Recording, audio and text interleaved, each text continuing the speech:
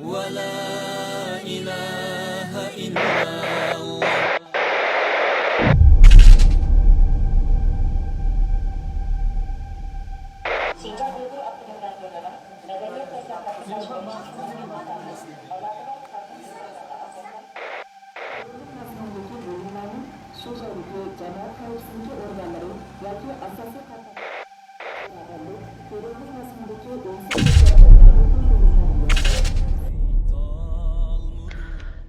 Mən Zümrət Davud 2018 yılı 3-cü ayının 31-ci günüsü şənbə günüsü meni to'satdan saqchilarning saqchixonaga chaqirishi bilan saqchixonaga bordim. Borgandan keyin bular meni har xil savollarni so'radi. Meni app qilib telefonlarimni tortib olib savollarni so'radi. Meningki telefonimni kirgan chiqqan hisobni so'radi mendan. Pokistondan telefon kelibdi. Chet eldan kelgan Pokiston telefon kelibdi sanga degandek. Ondan keyin bank hisobimni tekshirdi. Ondan keyin pasportimda shu chet elga chiqqan nimalarni chet elga chiqib kirgan shu xotirlarni so'rdi mendan. Sen nima uchun chet elga chiqding degandek. Ondan keyin mening 3 farzandim bor. Sen 3-chi farzandingni tug'ishingdagi maqsading nima? Sana yo'ldoshing shu islom dinida shu ko'p farzandlik bo'lish bor. Shuni biz ko'p farzandlik bo'lishimiz kerak degandek gaplarni o'rgatib baqdimi, yasangmish gapni deb baqdimi? Deb menga bek cho'ng ig'ir besimlarni soldi hamda eng oxirgi qatim shu savolni so'ragan vaqtida. Ondan keyin bu pasportimda men 2016-yili olgan Amerikaning vizasi bor.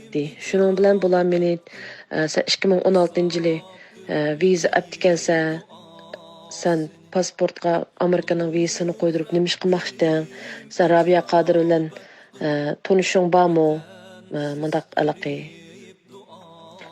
tanishamsa yoki chet elda qaysi urug' tuqqanlaring yoki qanday bir tanishlaring bor degandek savollarni bek to'la so'rab ketdi. Men ularning savollariga men haqiqiy javoblarni berdim. Bergandan keyinmi yana menga bularning maqsadi san to'shqizishmi va yoki nima maqsadda meni chaqirdi? Bu savollarni so'radi, bilmadim. Mening hatto o'rganishga, ya'ni lagerga olib berishni men o'ylabmi baxmagan, tushimda o'ylab baxmagan, chunki mening hech qanday gunohim yo'q. Har qanday savolga joyida javobni berdim. Deb qarasam atisi meni atdigan doktorxonaga olib borib, andan keyin tekshirtib bo'lgandan keyin meni lagerga olib borib solibdi. 2 oy u yerda yotdim. Yotgan jarayonda nurg'un ishlarga shohid bo'ldim. U yerdan chiqqandan keyin meni seni balanga 3-chi farzandingga tug'ilib 5 yoshdan eshib bo'lgan balamga, noposi pasport bejirilib bo'lgan balamga shuning bilan jarimani qo'ymoqchi bo'ldi. U jarimaning summasi 18,400 yuan.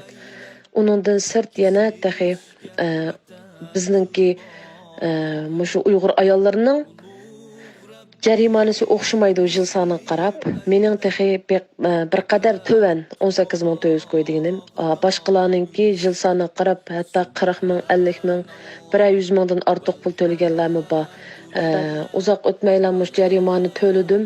Shu biz o'rlashtirgan bo'yicha berib tug'ut cheklash operatsiyasi qilsizlar dedi. Shundan keyin mening birinchi qaror bo'lib chiqdi u. Shu qo'shilmasak unmidi. Qo'shilmaymiz buningga qig'izmaymiz desak lagerga berib yotsa dedi. Yo'ldoshimni chiqib bunda qilish bo'lmaydi. Musulmon davlatda tug'ilib cho'ng bo'lgan bir inson hamda mening yo'ldoshim Pokistondan hamda bir musulmon davlatda tug'ilib cho'ng bo'lgan bir erkakka nisbatan bu bek og'ir keldi. Buni qildirmaymiz. Ayolim hilmi lagerdan chiqib shunday qilib salomatligi yaxshi emas. Buni qilmasak bo'lamdi deb shunday qilsak bizga majbur besimlarni silib, agar bu qitimqi operatsiyani qilg'izmasang, sen bundan keyin yo'ldoshimga degan gap bu. Yo'ldoshimga dediki, sen Jungo tavasi kirmaysan, ayoling, bolalaring mishada qoladi, bular sirtqa chiqolmaydi. Qog'inni o'ylashib ol. Ayoling bir qatim kirib chiqdi, yana ikkinchi qatim kirmaydi, degil bo'lmaydi degandek bizga besimlarni soldi. Shu